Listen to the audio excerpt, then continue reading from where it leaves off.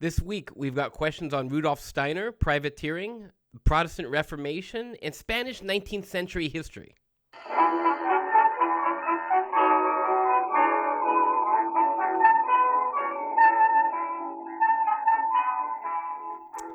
Hello, this is Off the Menu. I'm Vincent Franchini. This is a maternal Charles Coulombe. Greetings.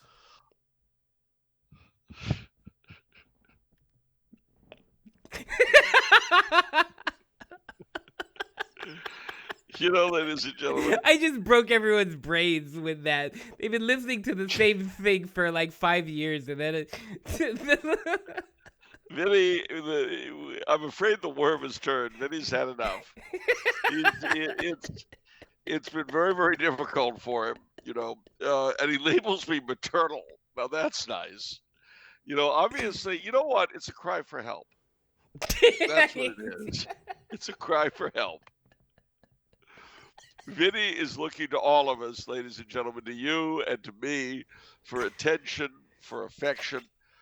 I mean, he, after years of being the to paraphrase the great Peter Barlow, the Ed McMahon of insane Catholic podcasting. After years of that, he's finally, he's reaching out. And I think it's up to all of us to respond affectionately and lovingly. Even calling me maternal. I've been called many things in my life, but I've got to admit, maternal's not one of them. It's Mother's Day. Well, it is Mother's Day. I'm an orphan. Thank you for reminding me that my mother's gone. No, it's all right. I understand. You have yours and a wife and your mother-in-law. And I, of course, have nothing now, but all right. We just have to bear up. No, that's fine. I understand. But the wildest, weirdest thing about Mother's Day? What? Like Father's Day, it comes from what state of the Union? I don't know. What? West Virginia. West Virginia? Yes. Grafton, West Virginia. The Methodist Church which originated, is now called the International Shrine, the International Mother's Day Shrine.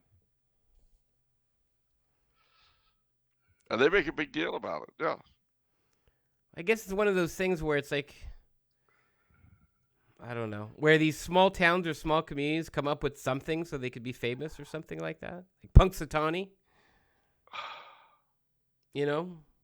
I like that.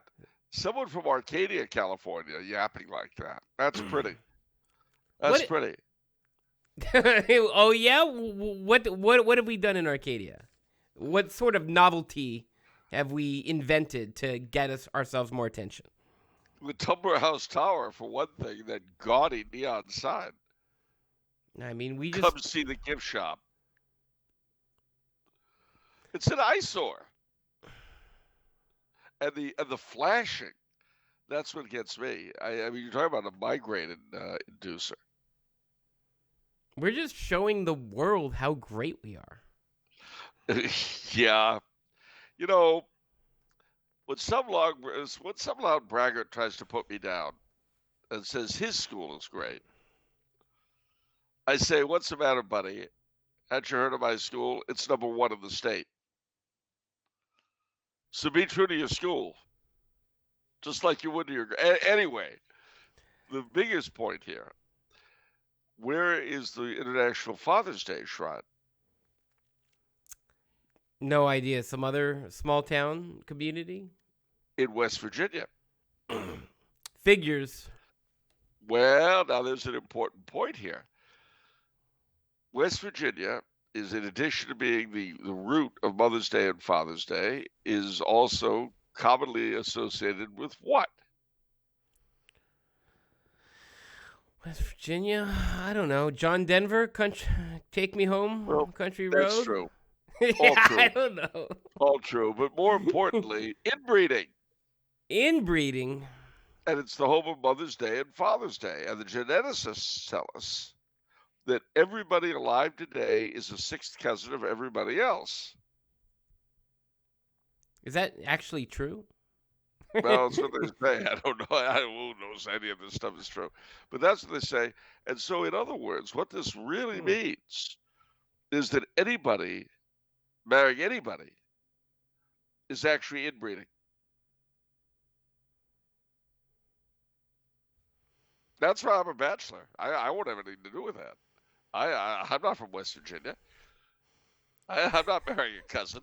What do I look like? Inbred? Of course, I must be because my parents were related, as yours were and everyone else's. I find the whole idea very distasteful. The continuation of the human race? Well, inbreeding, incest, it's terrible. That's why I can understand the popularity of alien abductions and hybrids and so on. Wait, what the? How does the popularity of alien abductions relate to inbreeding? Well, it's very simple. Half the alien abductions, women claim that they've been impregnated one way or another, usually artificially, by aliens. And that's a way of breaking out of the human inbreeding trap. Alien hybrids. I mean, you know that if you father a child on some alien being for Alpha Centauri or Mars or Weehawken or wherever they're from, you know that it's not inbred. So you're saying this is attractive to females? It would be if they were aware of just how terrible inbreeding is. Wow. Well, alien abduction, the alternative to inbreeding.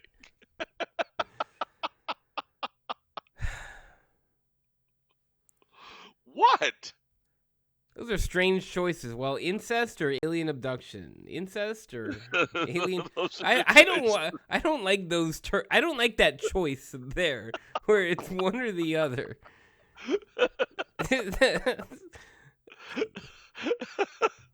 Well, basically, you've got a choice between Little Abner and the X-Files.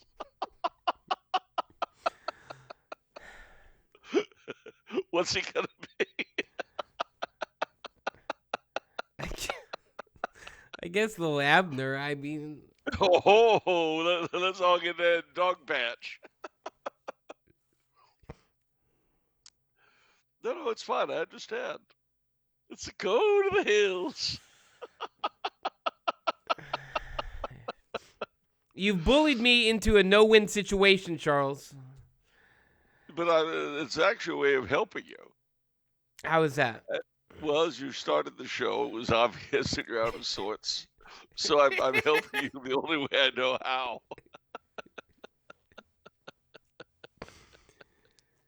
Okay.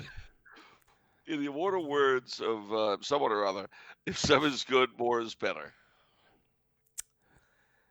No, but seriously, it is Mother's Day, and it is also as of the real world. The Ascension was last Thursday. In playtimes, they keep the Ascension on Sunday, which is why people don't really care about it. But next Sunday is a great turning point of the year.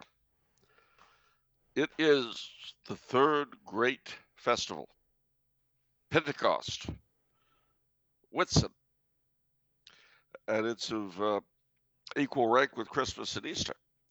And the other thing that's interesting about it is that all the rest of the year, unless you're the ordinariate, in which case the Sundays after Trinity, but all the rest of the year are the Sundays after Pentecost.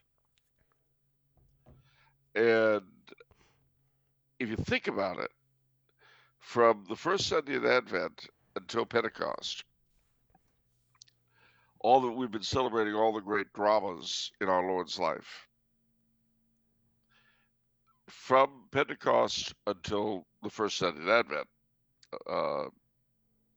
this year, it's basically an exploration of his teachings I mean, you have feast days like Corpus Christi and uh, Michaelmas, and you have a lot of other feast days, but uh, the the drama of Christ's time on earth has basically been reenacted for the year. And from Pentecost on, it's simply the saints and the teachings of Christ. So basically, the teachings and the people who did their best to put them into practice. But we have something else coming up, although it's not next week. But Memorial Day is coming up. Oh, yeah. And we're getting, if you're in high school, if you're being true to your school, you got your Letterman's jacket you got for football and track. Yeah. With and your decal at back of your car. If you're doing all that, then you know the graduation is approaching. That's right. So, tell me, are you going to take your wife to the prom this year? No, because we're not in high school. Yeah, but you could go to a prom. Could I? Yeah, of course you could. If your alma mater, Bishop Hamad, has Bosco Tech. I mean, anyway, if your alma mater is having a prom, there's no reason you can't call them. Wear your dinner jacket, take your wife to the prom. You have to pay money to go to the prom, though. Pennies for you. I mean, it was a lot of money when you were in high school. It was like, what, $20 or something. But believe me, you've got it now. You can do it. I don't think prom is designed for random adults who want to go to the prom. Now there is the title for you, random adults who want to go to the prom. I think we're onto something. A whole new subculture. You get random adults going crashing proms. Make a list. All right, ladies and gentlemen, make a list of your local high schools. Find out where they're having proms and go. Go in black tie or white tie if you want to, show the example. Have your wife dressed up as beautifully as possible. She'll enjoy it. And remember, she can afford jewelry now in a way that she probably couldn't when she was in high school. So they can get all decked up. I mean, to the nines. And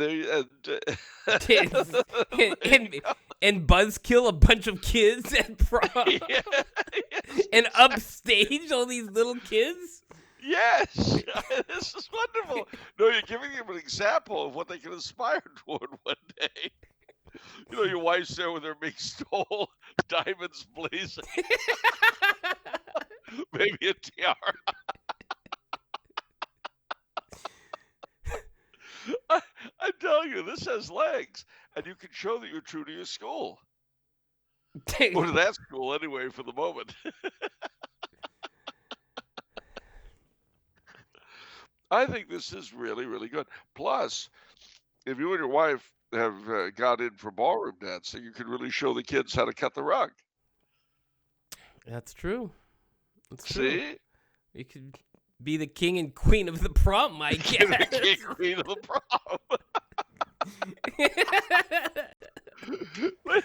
Ladies and gentlemen, give it up for Mr. and Mrs. Stephen God. Give it up for Mr. and Mrs. Vincent Francini, the king and queen of the prom. And she can say, "It's all right. I brought my own tiara. Oh, and these diamonds are real." I think that would be very helpful. It would give the kids something to aspire toward. See, children, you don't have to stay losers. Believe me, late teenage kids enjoy being called children. It reassures them. Oh, sure. It reassures them. Okay, well, I'll take your word for it. I'm sensing a certain amount of disbelief. Maybe just a little. Just a little. I have to Just put it into practice, and we'll analyze the results. Now that is smart. Make it scientific. That's what I would say. I think this should become a thing. Random adults crashing proms. It sounds like a show or something, or part of a show. It's like kind of like almost like it's kind of like a candid camera concept, which is probably why you're so hot on it. Well, man, I hadn't thought of that, but could you see the looks on their faces? Yeah, exactly. That's the impulse behind it. You got some couple in their 50s, dancing a little.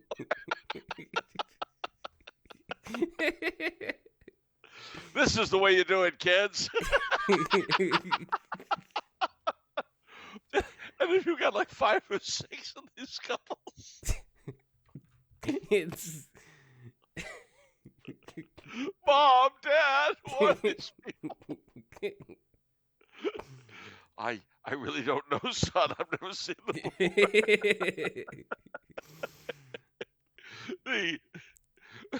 And then, of course, if for some reason one of the high school couples is elected king, queen of the prom, the elderly people start demanding a recount. It's a fraud. It's fixed. Why aren't we eligible? I think yeah. Now, mind you, it would probably be better if you do it as an alumnus of the school. Yeah. But I don't think that you should be too restrictive if you're not. I mean, you didn't go to Arcadia High, but that's a question. When are they having their prom? Probably end of May. Are you looking this up for real? Yeah. You never, I mean, you didn't go there. You know what?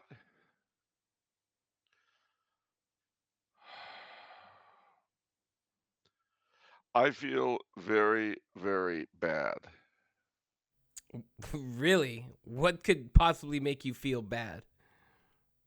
Well, for one thing, I'm looking at the wrong Arcadia High, so I don't feel quite so bad. Oh, okay.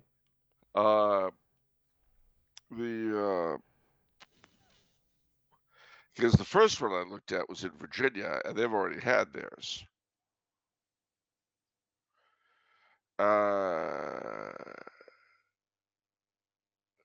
What am I? Yeah. Okay. You know what?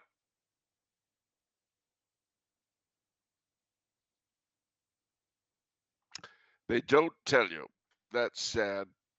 But the other Arcadia High, I really liked what I saw just now. Catch this. Arcadia High School will host the 2024 prom on Friday, April 26th, 2024. That's why I was down. From 6 to 10 p.m. at Arcadia High School. Music will be provided by Force One Production. Food and drinks will be provided. Ready? This year's attendees and their guests will be celebrated with an outdoor red carpet entrance. Prom 24 at Arcadia High School, but that's in Accomack, Virginia. Anyway, that. Wow. Totally can upstage everybody. Free food and drinks, red carpet, and there you'd be coming on the red carpet, waving at everyone, none of whom you know. Yeah. I think they'd be happy to see you. That'd be fun. What else is going on? Anything else before we get to the questions? Oh, well, yeah, people have been asking me what I think about the upcoming election. Here in Austria, have been asking me about what I think of the Trump versus Biden follies. And what can I say? Every all the candidates are in favor of abortion, all the major candidates. So that's kind of helpful to whom I don't know. I I was not surprised, but saddened when Robert Kennedy Jr., whom I didn't support anyway, but when he came out strongly for abortion, uh, basically, infanticide is sacred to our country. The murder of infants is a holy thing, and we have to just accept that. But let's stop attacking the Nazis. Let's Why? see them for what they let's see them for what they were, pioneers. Remember that humanity is not something that's given by God. It's given by whomever happens to own you at the moment. What do you mean? Well, what I mean is that once upon a time, the unborn were human beings with all the rights thereof, and snuffing them was murder. Now we know, however, that we've gotten past all that and that humanity is conferred on you by your owners, which is why euthanasia is a good thing, because the elderly and the unborn really aren't human beings either. Hmm. In fact, I guess the argument could be made that the human being as such doesn't exist. I mean, if you think of the human being as a person with sovereign rights and privileges given him by an almighty God whom we know doesn't exist, there's no such thing. It's like Santa Claus, the Tooth Fairy, the Easter Bunny. What we have, of course, are, I can't say rational, but functional animals who are intended, like cattle or like horses, to do their best for their owners. And then, like cattle or horses, when they cease to be useful, they're put out of their misery. Yeah. And if they're inconvenient to begin with, they're removed. I mean, what do you do if you've got too many foals born? You eliminate some of them. Same. So, on behalf of my fellow animals, I say to our masters one thing.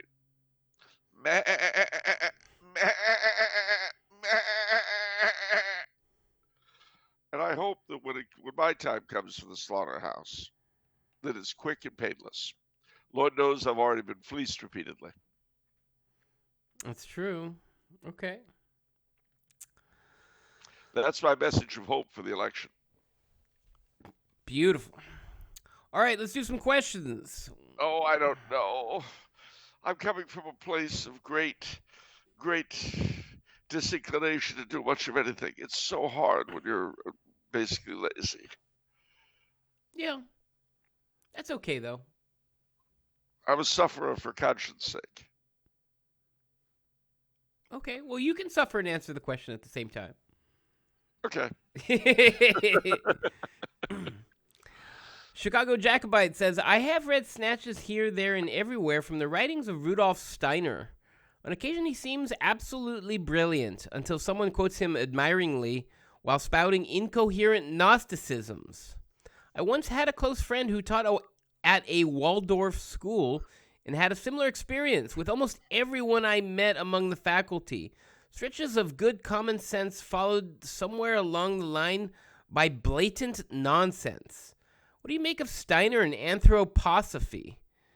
Perhaps they should have formed the Akashic Record Company, also makers of fine astral projectors. What say you? What is that reference? Rudolph the Red-Nosed Steiner. No. Basically, gosh, how do I tell this story? Rudolph Steiner was born in Austria-Hungary in the 19th century, and he had a series of mystical experiences. He was a fallen away Catholic, uh, and in the 1870s and 80s, you had a lady named Helena Blavatsky who was a Russian noblewoman, came west, and she in turn got into these sort of well, actually, she started out investigating spiritualism in the United States. And she was a big traveler. She went to most of the European countries. She went to India. She went to the United States. And in that period, well, I'm going to take you back a step further, the 19th century. Now, the 19th century was basically dominated by the aftermath of the French Revolution and the eruption of the Industrial Revolution, which upended the agricultural way of life that most people had lived and created the urban proletariat. Uh, it was a period of tremendous scientific advance. And because of all of these things going on, traditional religion uh, was very much threatened and attacked. Now, for other reasons, partly having to do with romanticism and so on, in response, Catholicism and Christianity in general underwent a kind of revival. And you know, but scientificism and rationalism was in the air. And so for a lot of people, especially those who had lost faith in the traditional religions, especially in Christianity, they began looking for alternatives that, as far as they were concerned, traditional Christianity was, uh, uh, what's the word, discredited, but there was still something out there. You know, they weren't so stupid as to be complete materialists. So in this chasm that opened up between Christianity and materialism, there was a reaction to the material, and that was filled by a number of things. One, of course, was the Romantic Revolt's later equivalents, the birth of fantasy literature and science fiction. But there was something else, and that something else was the occult revival. People began looking into things like magic and so forth, ceremonial magic, not stage magic. And one of the strands that came out of all of this stuff, this big ferment, was spiritualism.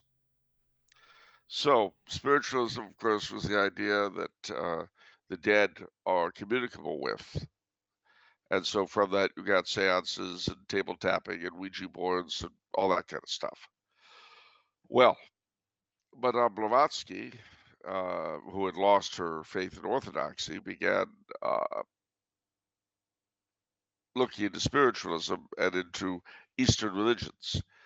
Now, this was also a period when Hinduism and Buddhism first became widely accessible, when their various scriptures and commentaries upon those scriptures, East and West, were published in the Western languages, in English and French and German and so forth. And they, in turn, in this big mess of post-Christians, shall we say, found a hearing. And you had it in our own United States. The so-called transcendentalists who branched off from Unitarianism, they were very much interested in these kinds of things. Ralph Waldo Emerson and so on were big into Hinduism and so on, and Buddhism. Well, Madame Blavatsky created a sort of, through all of these occult and Buddhist and Hindu kinds of uh, things, she created a system called theosophy.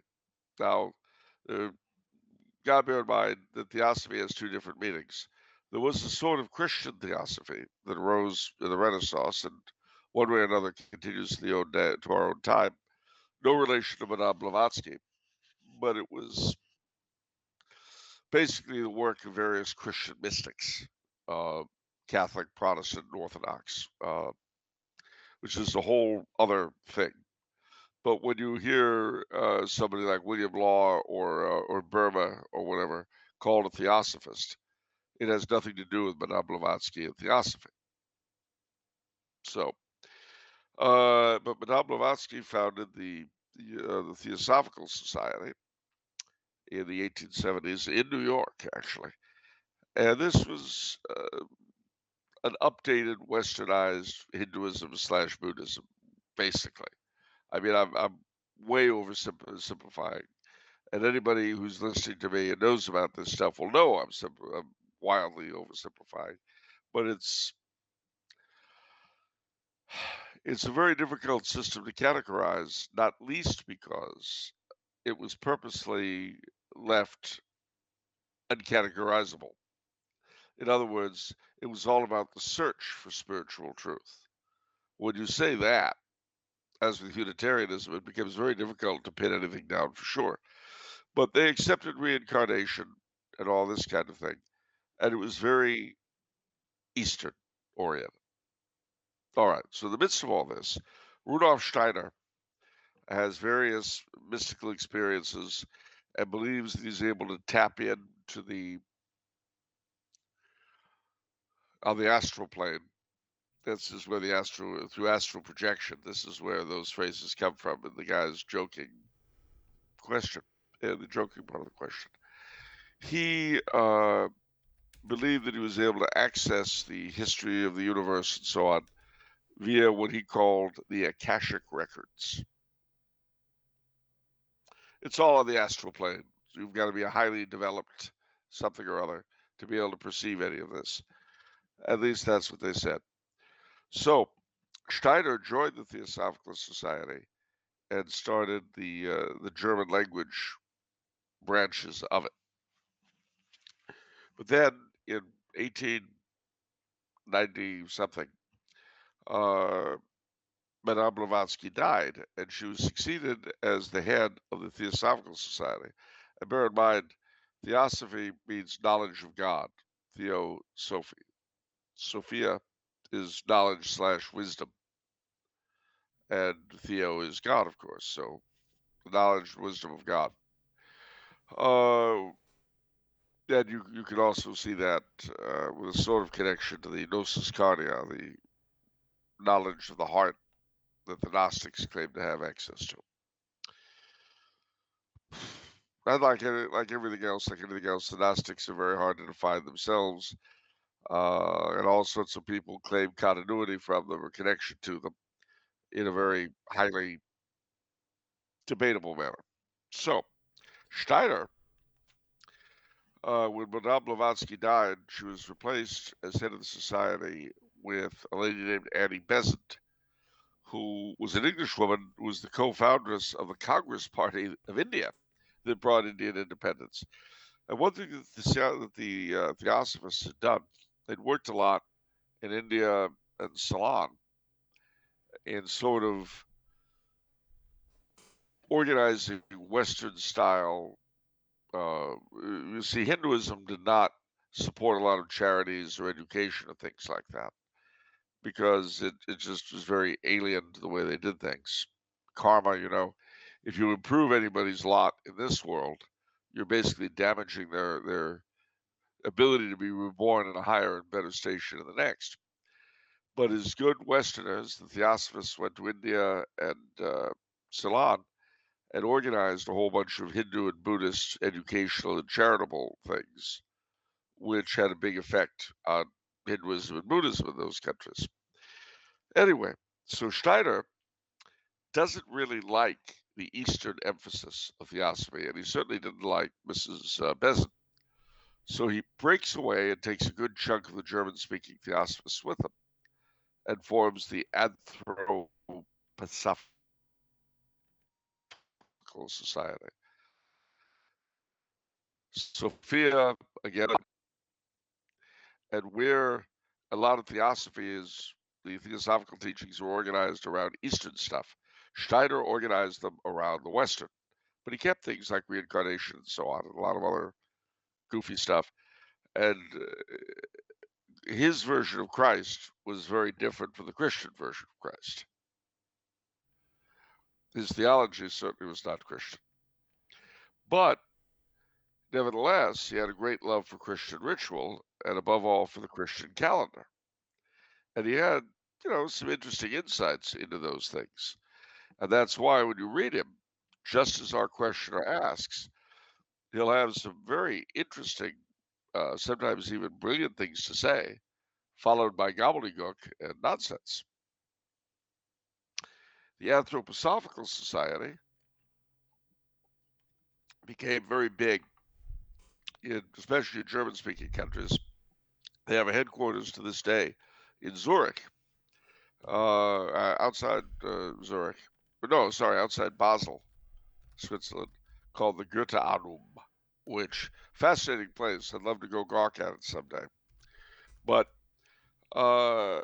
we have them all over the country now. But the Anthroposophical Society. Oh, and the other thing about Steiner was that he is interested in everything from politics uh, to agriculture to the arts and so on, in a way that Theosophists generally were not.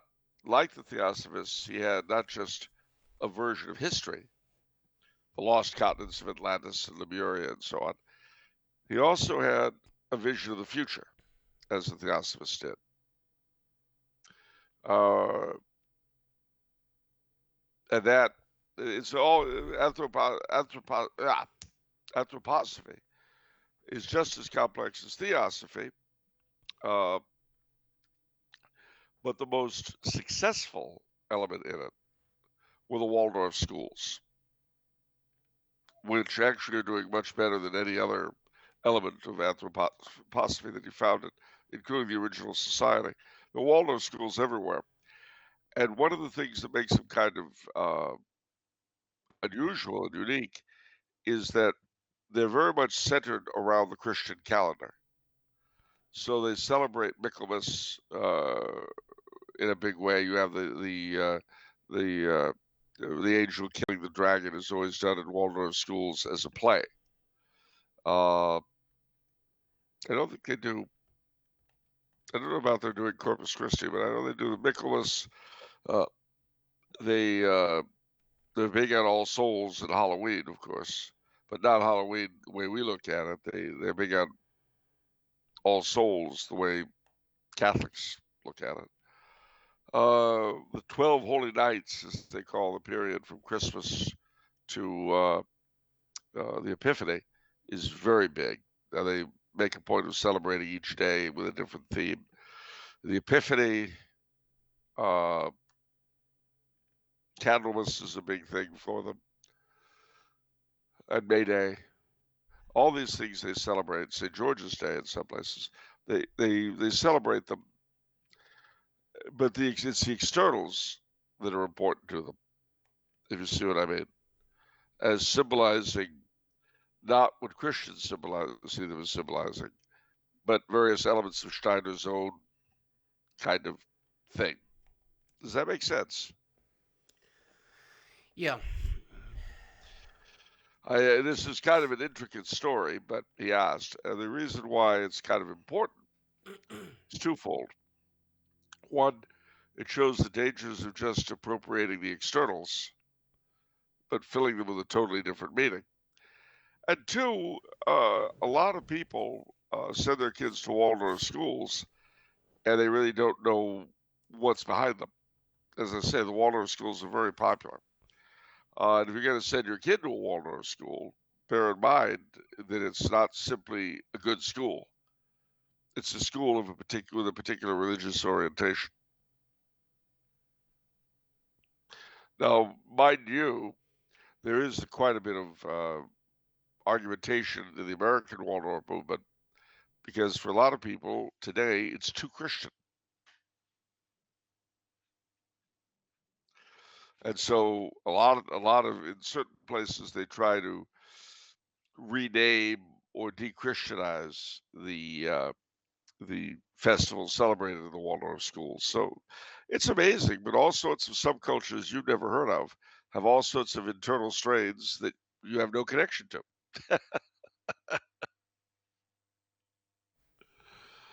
I mean, how many non-Muslims really think about Sunnis versus Shia? Yeah. One time I was with a group of other Catholics, and we went on a tour of the first Mormon temple in the United States in Kirtland, Ohio, which is owned by a breakaway group of Mormons called now they're the Community of Christ, but they were the Reorganized Church of Jesus Christ of Latter-day Saints. So most of the tourists were mainstream Mormons from Utah. Then there was us, and the guide was one of the reorganized people. And he and the other people kept trading barbs with each other. I mean, they were all trying to be polite, but they were throwing barbs at each other. And us as Catholics, we could sense the enmity and the sort of clashing. But of course, we had no idea what it was all about. You know, the guy would say things like, "Well, you'll have read this and such in the Dickerson book." Of course, he was all wrong. You know, that kind of thing. And we're like, okay. I'll never forget that day. I talk about being the infidel of the temple.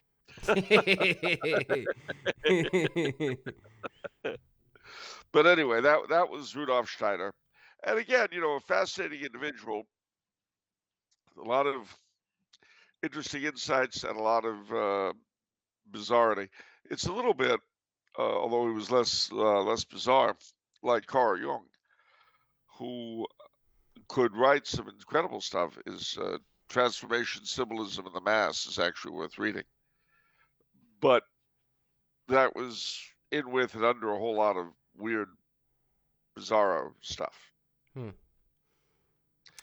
But on the other hand, you know what Aristotle said? The ability to entertain an idea without accepting it is a sign of a mature mind. Yeah. And you know that today, for so many people, if they disagree with something and think it's absolutely false, well, then there's no point knowing about it.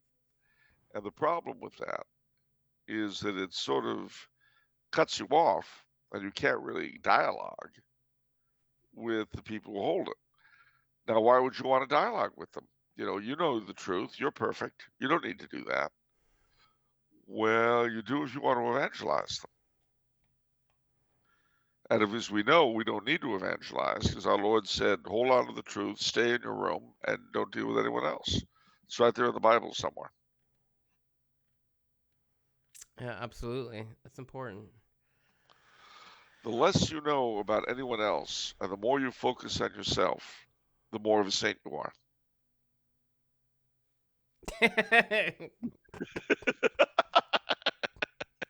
What? That's a great quote.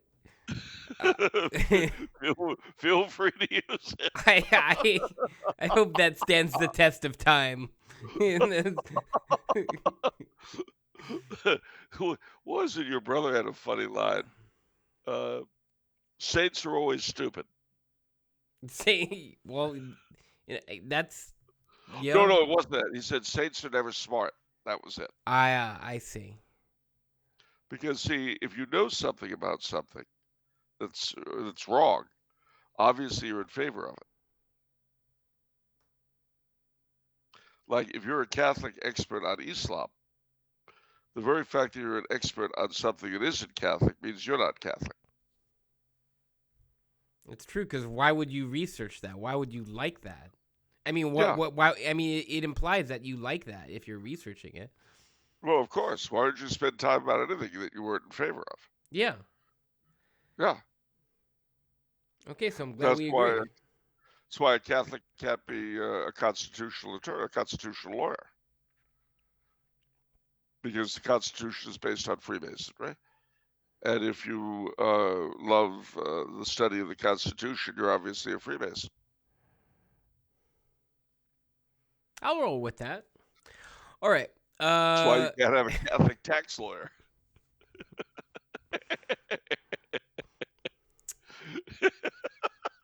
Well, stupid is good. All my financial people are Jewish, so... See? My accountant's Jewish. Leave it to the Jews. It's not for Catholics.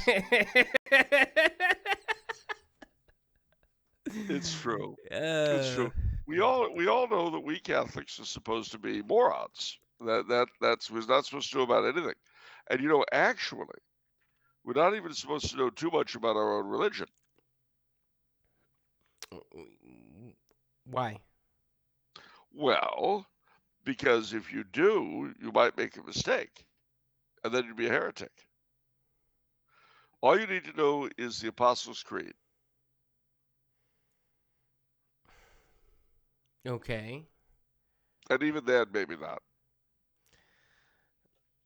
Well, I don't even understand where you're going with this now. You've lost me. Well, it's like this. I have heard any number of Catholics condemn any number of writings of even canonized saints. Now, if canonized saints can be wrong, so can we. So the best thing to do is just not know anything about it. Just pray, go to Mass, and shut up. I feel like you're oscillating from one extreme to the next. Oh, why? Why? Just to point out the ridiculous? Probably, yeah. Knowing you, yeah. Oh, all right. It's my maternal instinct, I just want to mother everyone.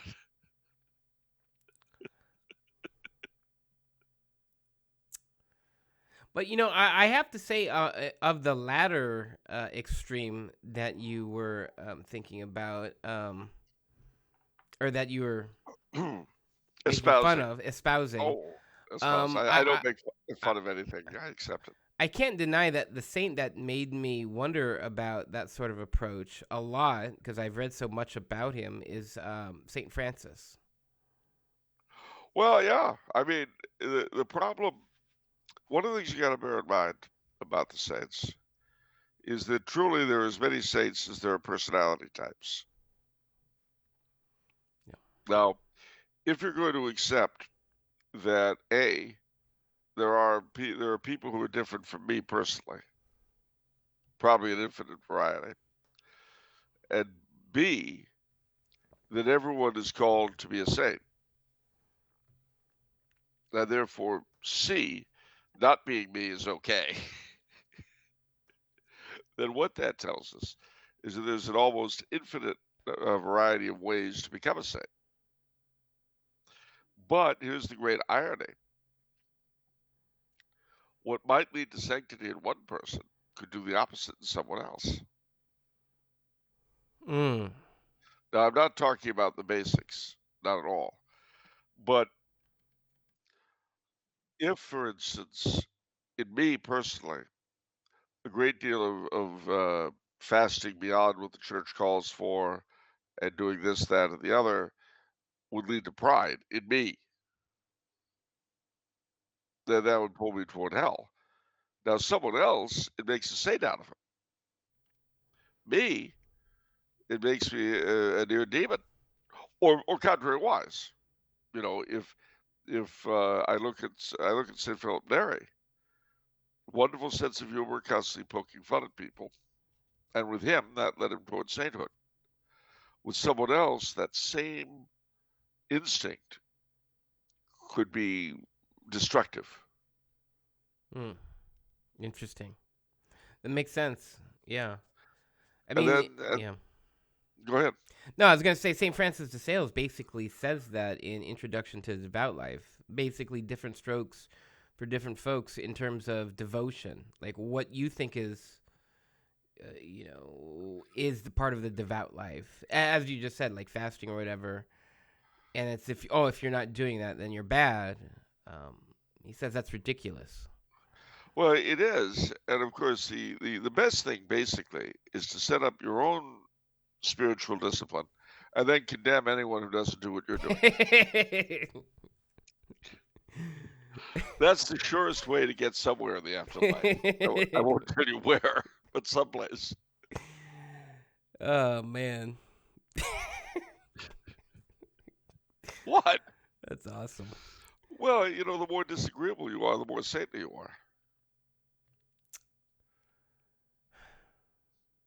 Yeah, because you're a truth teller. Exactly. Telling them what they need to hear. Yeah. But of course, you can do it the other way too. If you are amongst pronounced sinners and all that, you can't avoid hurting their feelings, because that would be bad. You're doing the extremes again. I know. It's it's hard. My mother, my father, my mother, my father.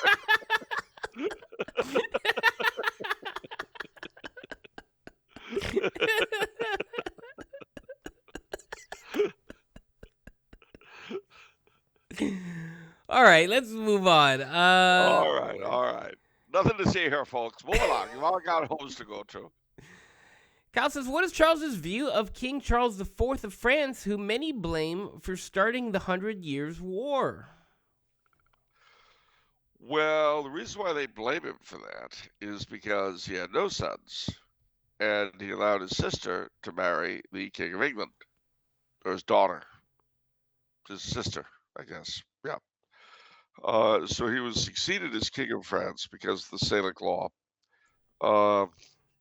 He was succeeded by his cousin, who became the first king of the House of Valois.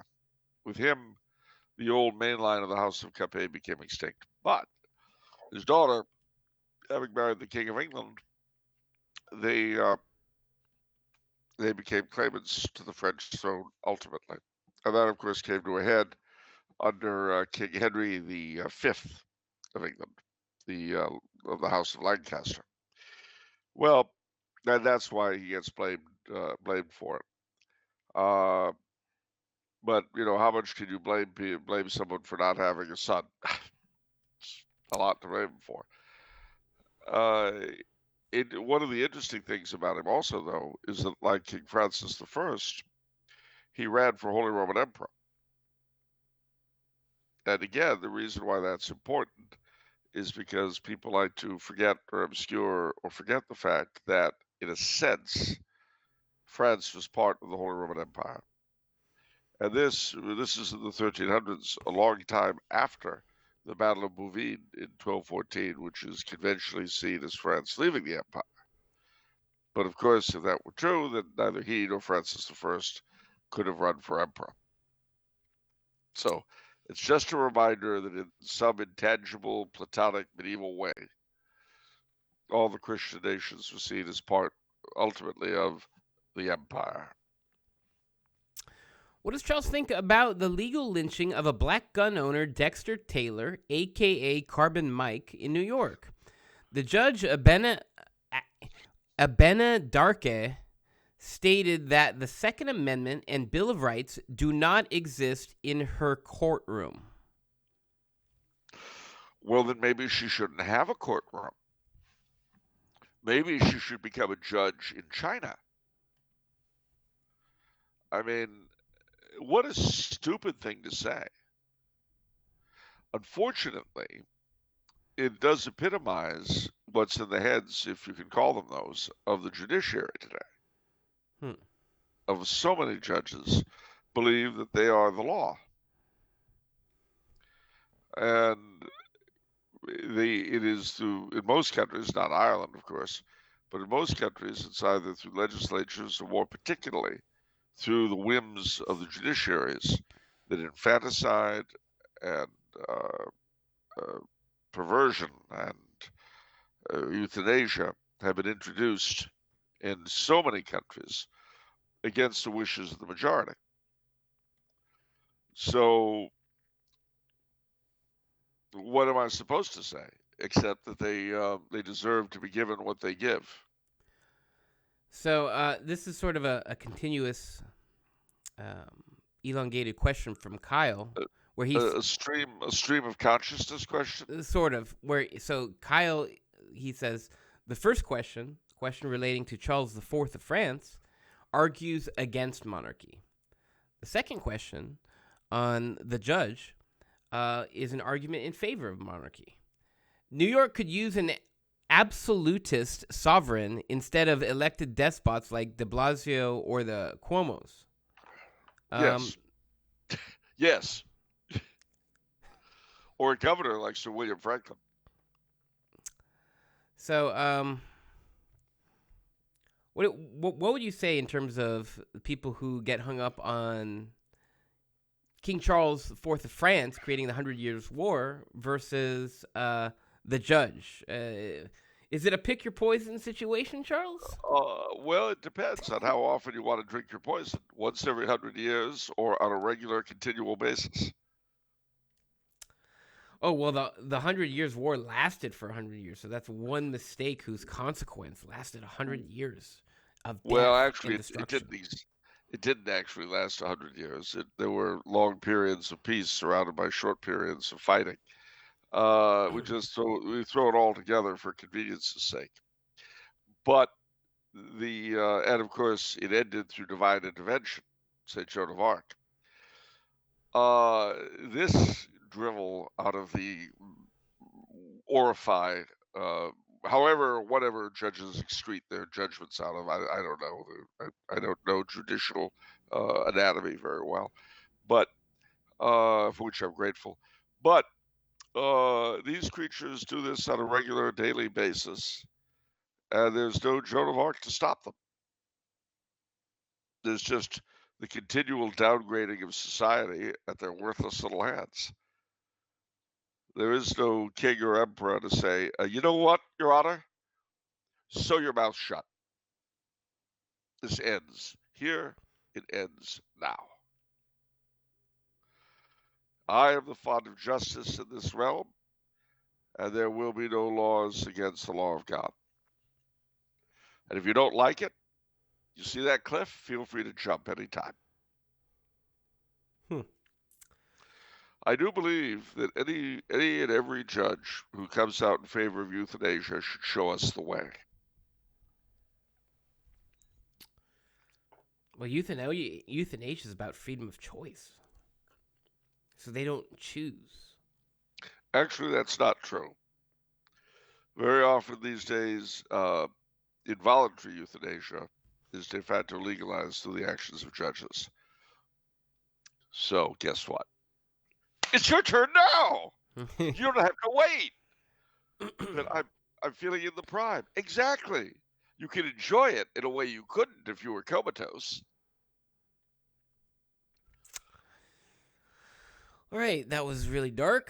Question from Zenix. Stop. What do you mean it was dark? That was pretty dark, where you're going to kill somebody. And no. Wanting them to experience that. Yes. Helping. That's like... All right, let me put this another way. Were you interested in space travel as a kid? No. No? At all? No. Okay, were you interested in traveling overseas? No. Going to Middle Earth? No. Did you have any interest in anything? No. I sat here like a lump. I liked fish. I like fishing. You're all right. You like fishing. I remember that. You used to go fishing with your dad. I remember that. All right. What if I were able to make it possible for you to go fishing? I can already do that. I don't need to see some wizard to make some deal with the devil to go fishing. Judges are not the devil, no matter how much they try. The point I'm making is, if I were in a position to help you go fishing when normally you couldn't, I'd be helping you. I'd be making your existence better. That's correct. Yes. If I help you achieve any of your aspirations, I'm helping you. Okay. So if I would do the same, that's assuming that I'm of sound mind. That's assuming I'm of sound mind. If I'm insane, then you are enabling a madman. Are you calling our judges insane? Well, are they of sound mind? I don't know. Can they pass a certain test? I don't know. Well, firstly, they shouldn't have to. Judges should not be subjected to that kind of indignity. And you should not be questioning. That's the most disingenuous thing you've ever said.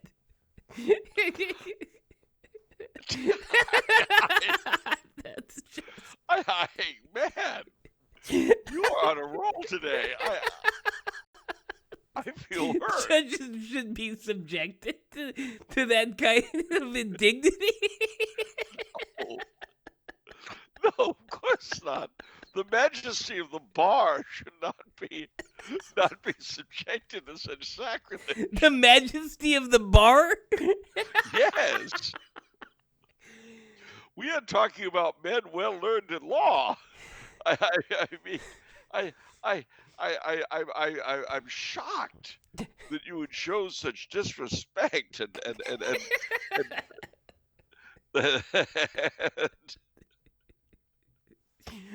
such utter contempt for those who create our law for us.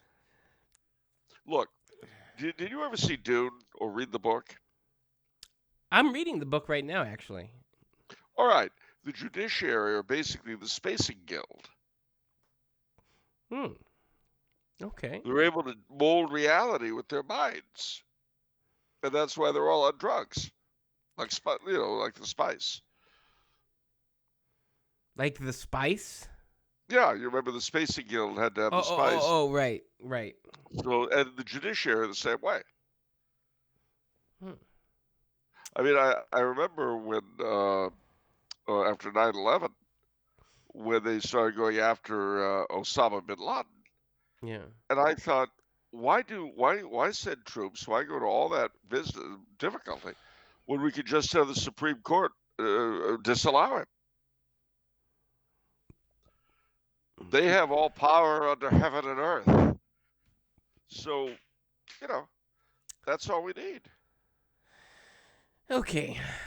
So, we got derailed there. You're going to do some weird manipulative metaphor about if you could help me fish. Isn't that helping? Yes. And I was right. So, I guess you're going to extend that to euthanasia if you could help someone kill themselves and achieve their aspiration of killing themselves. No, if I'm going to help someone who aspires to have everyone else kill themselves. Everyone.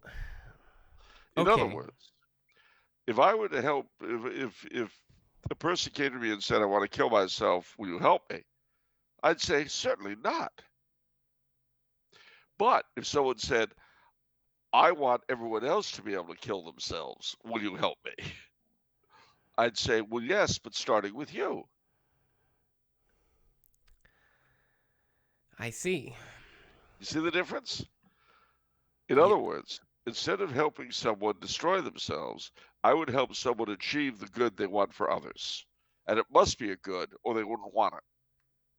Because they must be noble, wonderful people in order to be judges. Okay. Beautiful. Do you understand now? I understand now. We have to move on. We have multiple questions. People are becoming impatient. All right, here we go. I'm still shocked. Why? Because you uttered such disingenuous drivel? No, because you attacked the majesty of the bar. The majesty of the bar. Wow. Yes.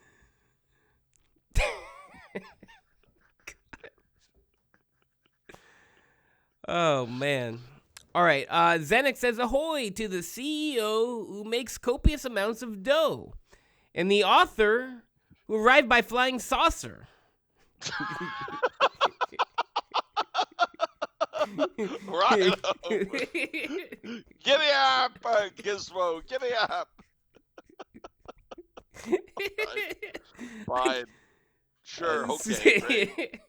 For some reason, wow, that just made me picture you in like a cowboy outfit, just sort of riding a flying saucer like a horse. Why not?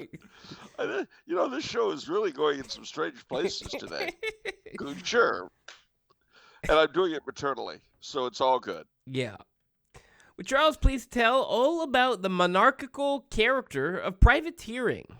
I've heard some plunderers on the high seas in its golden age even justified their activity through Jacobidism. Well, I mean, that's true. The difference between privateering and piracy, firstly, there was a difference. A privateer uh, was basically, well, if you go to war with somebody, remember, this is the 17th, 18th century, is the age of sail. And you have these worldwide empires, Britain, France, Spain, Portugal, the Netherlands, that go to war with one another.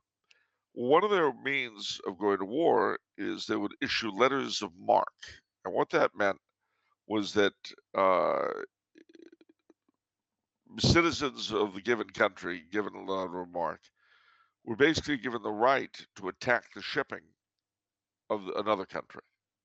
So, like, you're a British subject, you have a ship for whatever reason. It could be you're normally a merchantman or something. Uh, Britain goes to war with France, and you get the Admiralty to give you a letter of marque, which allows you to attack French shipping and Spanish or any of their allies, the civilian shipping. So basically, you're a pirate in a sense, but you're only allowed to go after the ships of certain countries and only during the time of war, because this is seen as part of the war effort, if you see what I'm saying. Are you allowed to kill people? Oh yeah, because again, it's like soldiering. Okay. I mean, you're not allowed. You're governed by the rules of war, so you're not supposed to kill prisoners or civilians or whatever. But you're allowed to kill the soldiers and sailors of the enemy.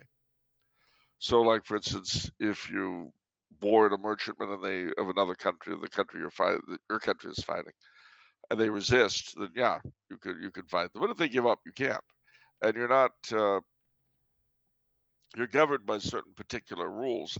Now, of course, in the reality of the situation, there's nobody to govern what you're doing, and so Yeah, you're in the middle of the ocean. I mean, you're in the middle of the ocean, and your adherence to the rules really, because remember, you're not a regular officer in their navy.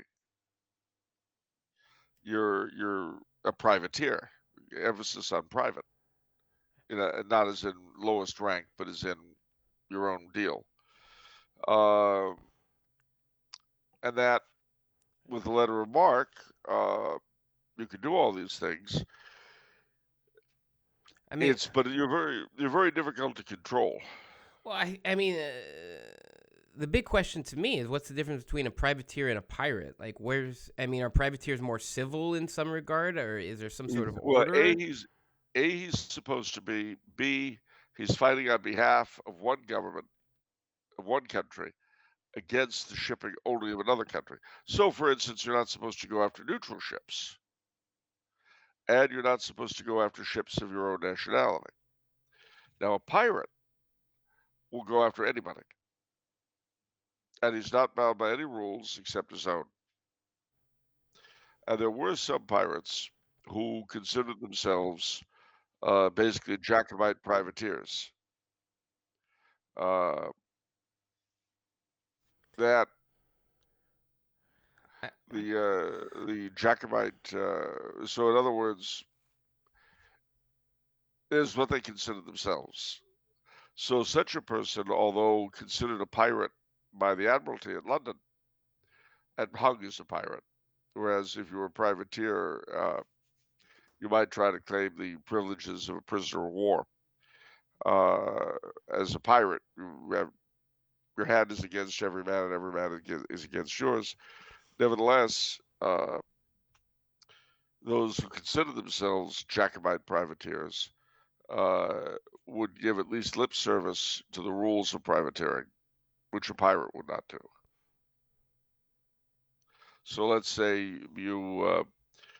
I mean, a pirate, quite honestly, pirates would often slaughter the entire passengers and crew of a ship they took. so a pirate is not even perhaps being an opportunist with that's afforded with letters of marque. They're just pure chaos and wild, regardless of the situation. Is that what you're saying? That's what I'm saying. And of course, some privateers turn pirate Yeah. because you've got the return of peace. You see, that's the other thing. The privateer is supposed to stop when the war ends. Yeah. So, let's say it's 1748. King George's War has ended. Well, now you're supposed to go back to civilian life and doing whatever you were doing. No more preying on French shipping. But the temptation to continue to do so is very strong. So Xenix's question it's so tell about the monarchical character of privateering. So it sort of makes you wonder what percentage of privateers were closer to the ideal than perhaps pure That's chaos. You know? it varied, and it's hard to tell. And many a privateer turned pirate, Yeah. no doubt about it. Because once you've had, let's say, it's the 7 Years' War, and you've been privateering for 7 years, and then the war's over. Okay, that's it. Bye bye. Go home now. Go back to doing what you were doing. Well, you haven't been doing it for 7 years. You've been going after easy prizes, making easy money. Yeah. Now, again, if you followed the rules, then when you took a ship, you'd offload the crew, the passengers and crew at a neutral port.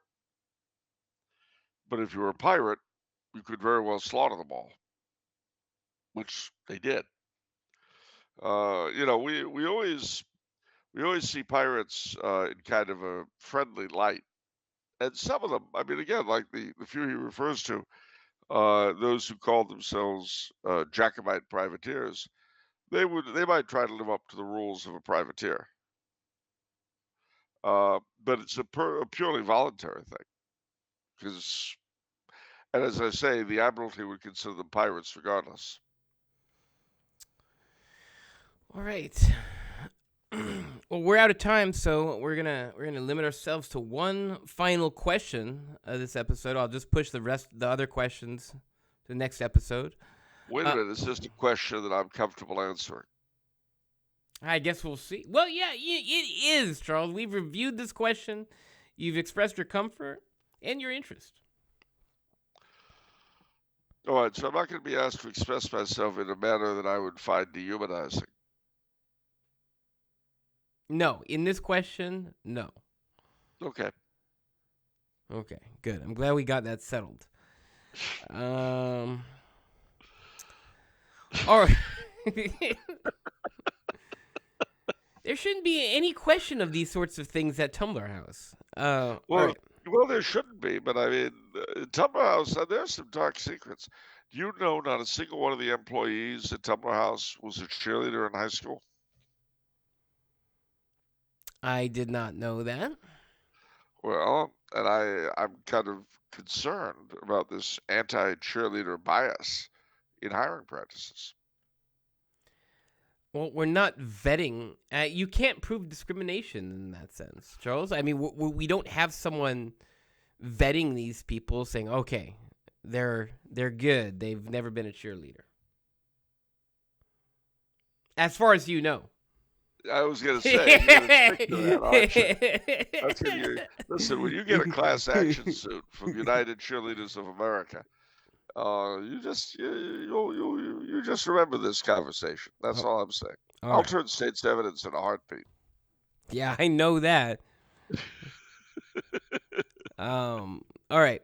John from Greece says, Dear Charles, for the past year, I have been deeply attracted to the Catholic faith and studied thoroughly about its teachings. This period was a kind of limbo state for me on whether I would join the faith or not. But now, a year later, I am calling myself a Catholic, or a to-be Catholic, if you want. My main problem, though, is that I live in a country that isn't Catholic majority, and I don't have any access to Catholic liturgy from where I live or anywhere near it. So since I have no access to a Catholic parish, but I have all the will to be a member of the faith, what should I do until I move out of town? Well, I'll tell you. since you're in Greece, uh, let me see one important thing,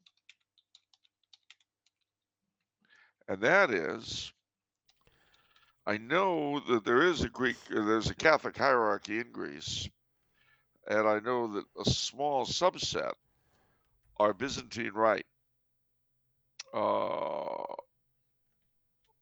So let me get you their the Greek Rite Catholic Church of the Holy Trinity in Athens.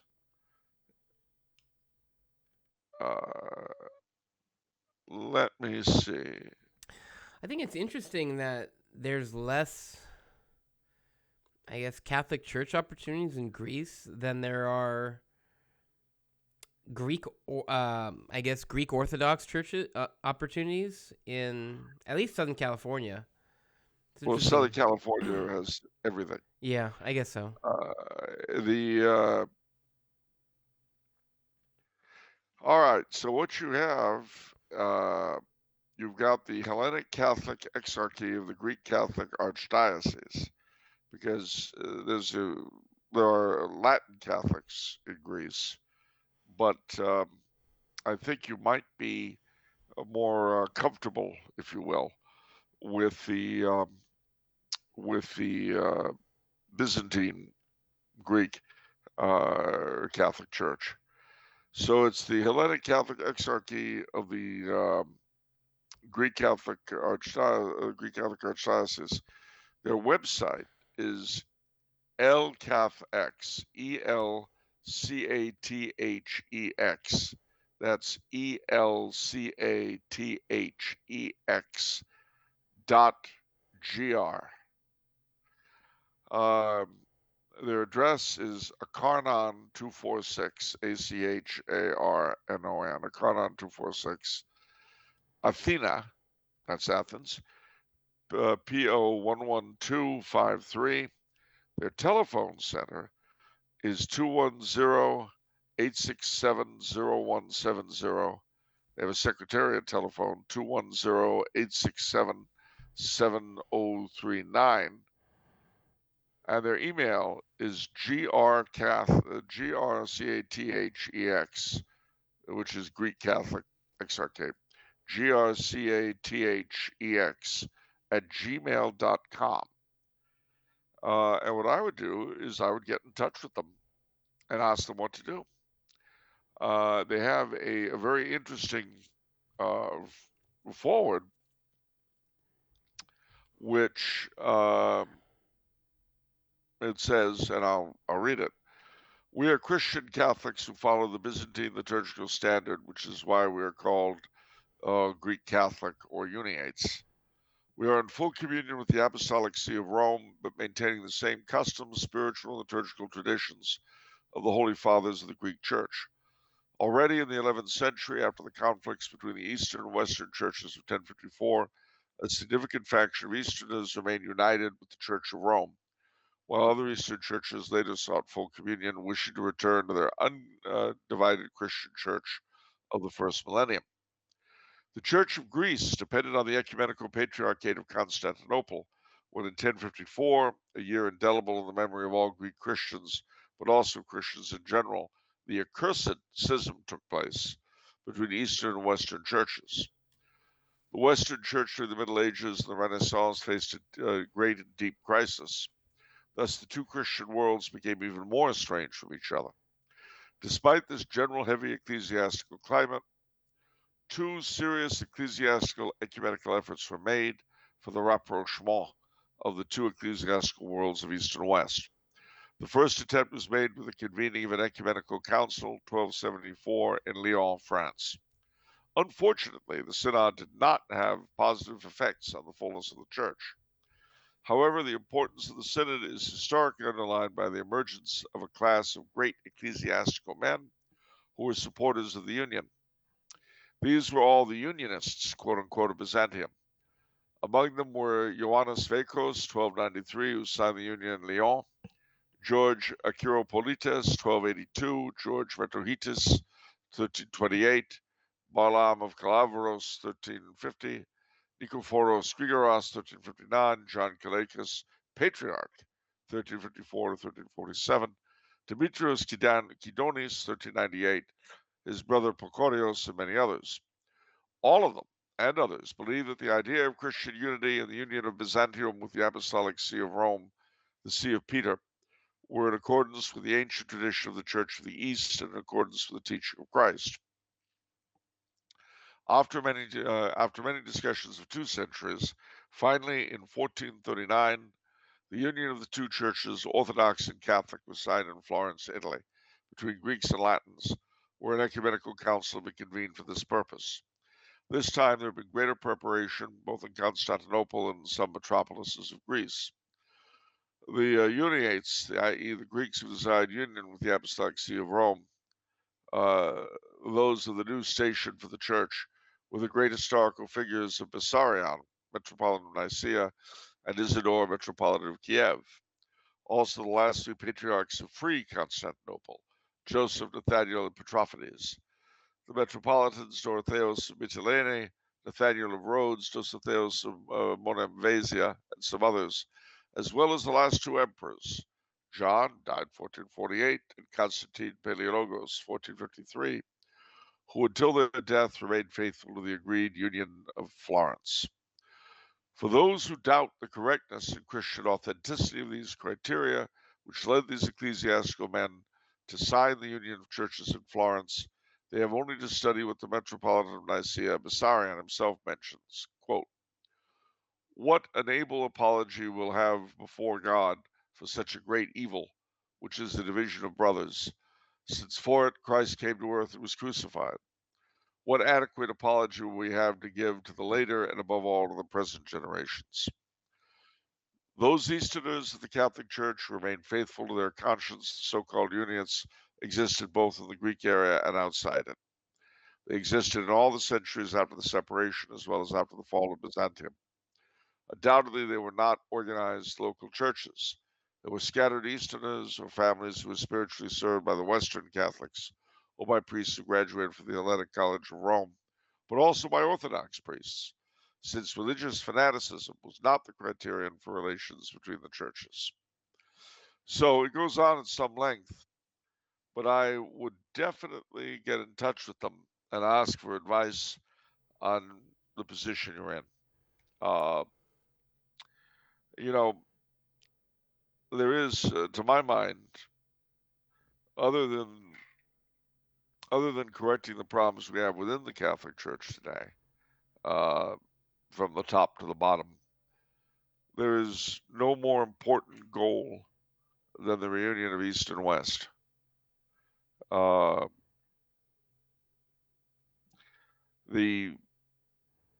very fact that you're in that position where you are in Greece, which is such a heartland of the faith, and even today, despite the broken communion, produces so many wonderful elements.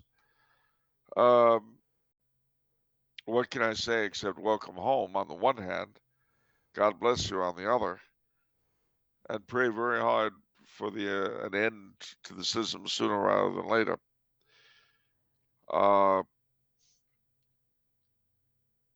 And the Byzantine Catholic, the Greek Byzantine Catholic Church in Istanbul, in Constantinople, had a wonderful couple of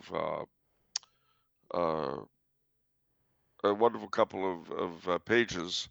It's the site is now down, and I don't know the current state of the parish, but they had a couple of wonderful pages on the last emperor of the East, Blessed Constantine XI, who was a saint and a martyr, and someone we should, among the several, is someone we should all pray to for an end to the break. Even the Orthodox consider him, to some degree, a saintly figure. Other than that, if you're, as things stand, until you're received into the church, if presuming that you're Orthodox, there's no reason you can't continue to receive in the Orthodox Church. though I wouldn't tell the priest your leanings if I were you. uh, when you're received in the church, because we're Orthodox today, as I understand it, the only thing you have to do is go to confession and communion, and you're a member of the Catholic Church. Check with the people in Athens, because I may not know what I'm talking about. I think it's right. And I'm again welcome home, and pray for an end to the schism. It's one of the worst elements of Christian history is that horrible schism. It ruined the Crusades. It ensured that the Holy Land would remain in the hands of the Muslims. There's nothing good anybody can say came out of the schism. Nothing.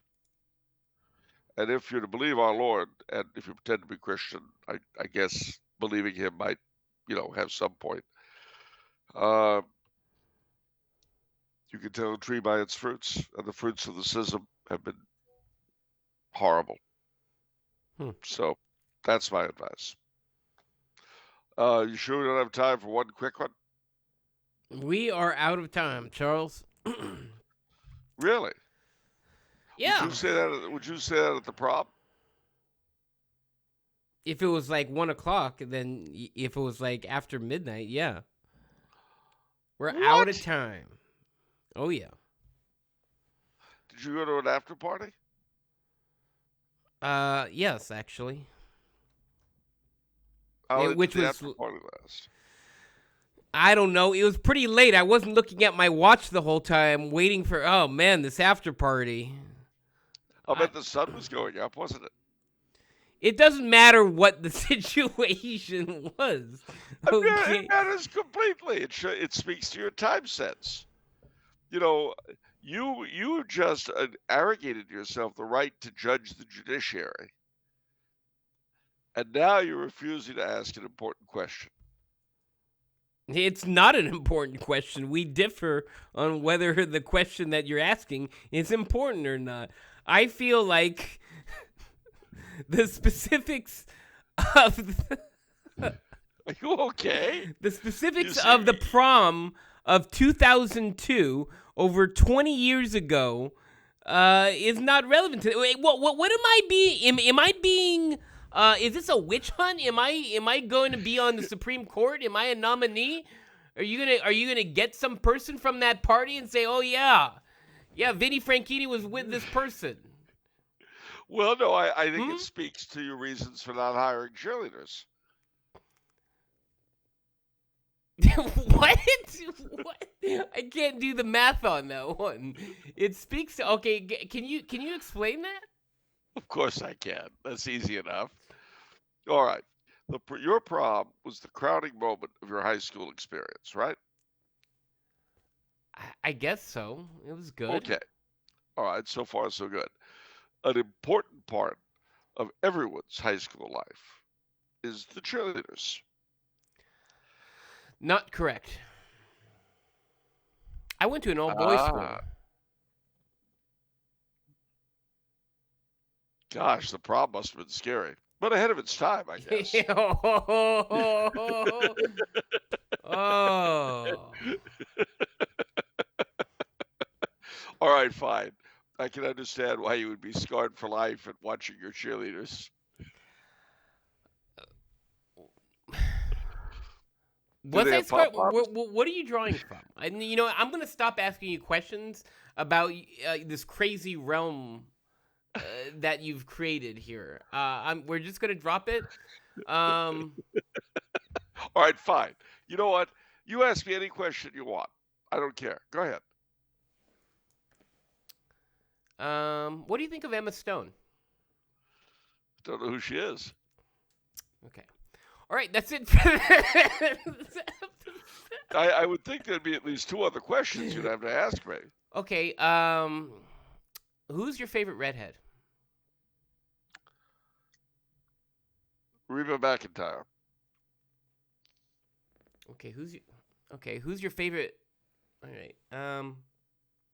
Okay.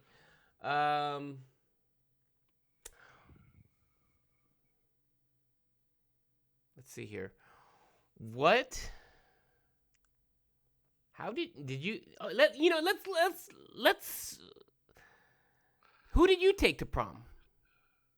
Who did I take to prom? Yeah, that's right. Who did you take and what did you wear? Yeah. Fine. Yeah. What did you wear? Truth. Did you wear some bell bottoms? Did you wear some? No. No. I wore white tie and tails. Okay. Who'd you go with? Therein lies the story.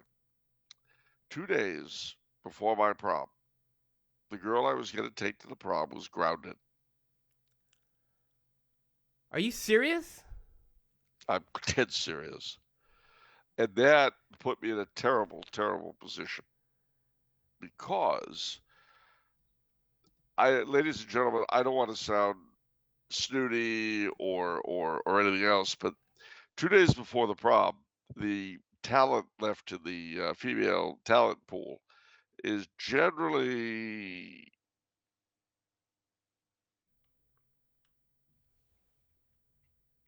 It's low. yeah, okay, it's low. So we'll just leave it that way. Actually, we'll say there was nobody available. Okay. That sounds better. Okay, nobody available. Got it. That sounds better than, the chicks who were left when nobody I wanted to be seen in public with. Which would imply that I was shallow as a teenager, which can't be true. Okay, we're following. And that there were ladies of substandard beauty at Bishop Alamany, which also can't be true.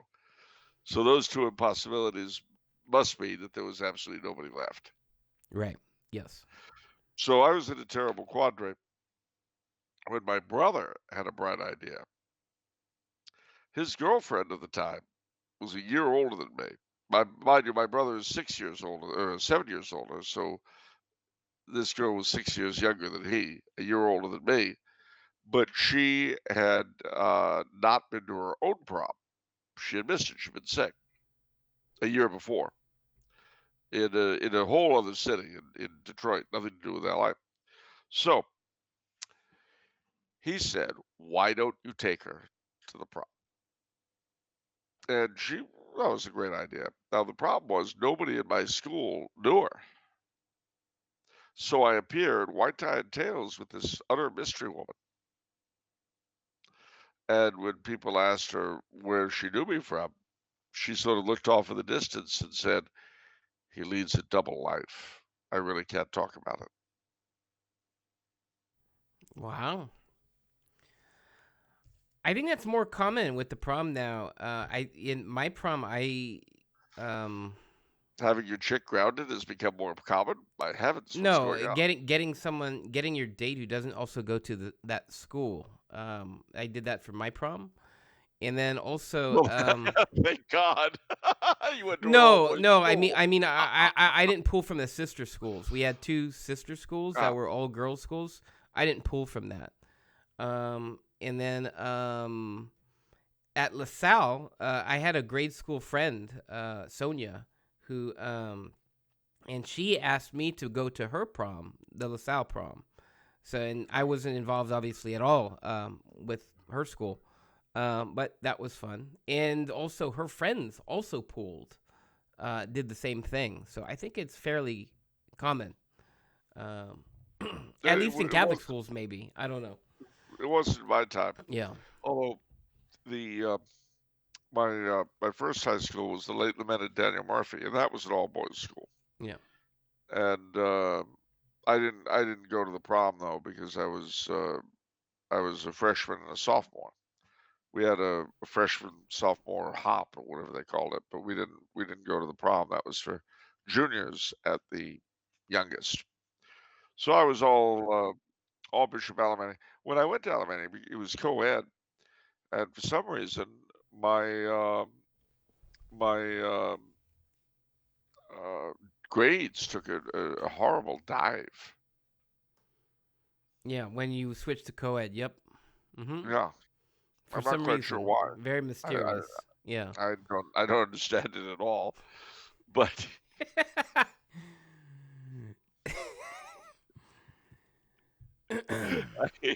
I don't know. It's one of those unsolved mysteries. I know. Yeah, that's right. I was trying to get ABC to do a special on it, but they weren't interested. I don't know why. Anyway, but no, there were two other questions I thought you might want to ask me, and you've been avoiding. Oh, what is it if it's Monday? Oh, that. Oh, it's off the menu. And what about the soul you save? Unless you're going to a Waldorf school, it might be your own. See you next time, everyone. God bless you, and remember, if you're feeling crazy, you're right.